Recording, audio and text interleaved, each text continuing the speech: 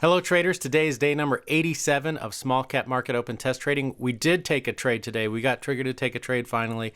It was a one and done trade, but not necessarily the way we like, but we're that much closer to finishing the plan. I'm going to go over all of the statistics, and I just want to remind you that although this is taking time, we are producing something here. This is good data, this is useful data, and this plan and this strategy is profitable even in the 2022 market. I'm going to show you those statistics at the end of the video that show how much we would be up if we were trading full position size and holding till 3R on every trade, even with all the trades that we've taken since 2022, which are not that many, and the trading has been very sporadic lately. So let's take a look at the small cap screener. This is where I pick my stocks every day to trade. And of course, this was about an hour and a half ago, and VTNR was up at that time. It's down now near zero again, but it was up over 5% right before it triggered our trade. And there's a few other stocks that are up here now that were not there at that time. So things change throughout the day, obviously. So let's take a look at the video. So here is the opening of the market, 931 right there, and this is me just looking through the stocks and marking out the levels that I need to see to be broken in order to be triggered to take a trade. So here's VTNR breaking out through its previous high in the pre-market high, and now I'm just waiting for the second high of day after breaking through that previous high to be established. There it is. And now I want to see a pullback and a 1 minute candle making a new high, and that will trigger my entry, which is coming up shortly. So I'm looking for 1560 on the price bubble. So let's keep an eye on that level. And on the price bubble, looking for 1560. There it is. You can see I triggered my hotkeys immediately. I got some slippage on the way in. 3 cents on a $15 stock is not much.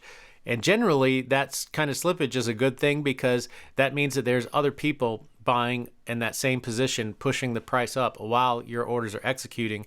So you're getting in with momentum, which is always a good thing. It just didn't work out in this case. So as this trade played out, there's a couple of things that are important here. This red line here, which marks out the moment of weakness, we're going to talk about that in just a moment, and some other statistics that we're going to track in the future.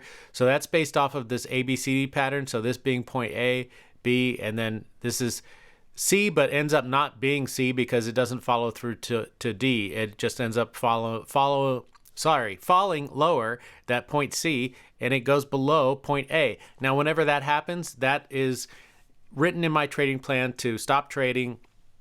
Don't take any more entries, and that's it for the day. And that's what happened today. So let's take a look at how this trade played out.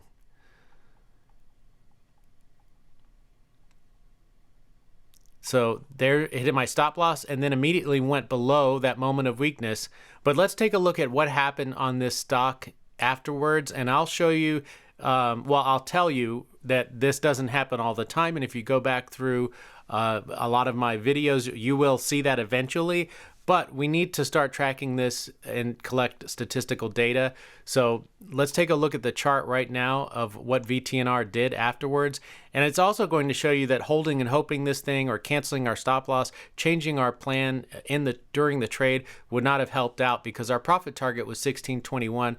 That level never got hit. So if we would have just canceled our stop loss and said, oh, maybe we'll get lucky this time. No, we didn't, because it ended up coming back down even lower than, say, where this entry would have been. So our entry was right here, and then we got stopped out about where this yellow line is, and then this was the moment of weakness. Now, it did reverse, and it did give a 3R trade off of this entry right here, but we don't know how often that works out. I can tell you just anecdotally from experience that that doesn't usually happen, but usually doesn't really help you in the trading world. We need to know statistics. So after today, I decided that once we implement this plan full position size, I'm going to add a section of my spreadsheet that tracks how often these trades work out going to 3R after an entry below that moment of weakness. And if we find out that they work out often enough to be profitable in the long run, then we can take those trades. If we find out they're not, then hey, that's just good information to know. So that's that. Now, the other thing that's really interesting is I want to show you on my spreadsheet here is today I updated this box which tells us how many trades we've taken in 2022, right? Which is significant because that's when the S&P 500 has rolled over. All the stocks are selling off, in the long run, in a long-term downtrend.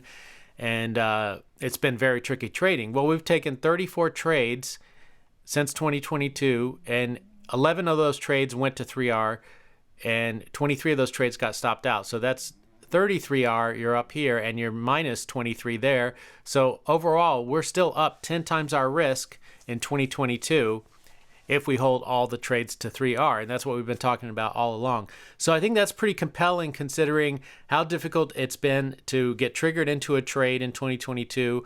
But I think it makes sense because that's what the whole strategy and plan is supposed to do. It's supposed to keep us out of weak markets and dangerous markets. So it makes sense that we're not getting triggered to take very many trades.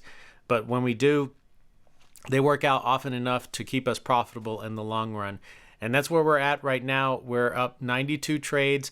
We need to get to 100, so we only have 8 more trades to go, and then we'll be finally done with this testing strategy, and we can move on to full position size, So anyway, as always, go into every single trade with a plan. Stick to that plan no matter what. Always take your stop losses, honor your profit target, and in the long run, you should be green. Take care.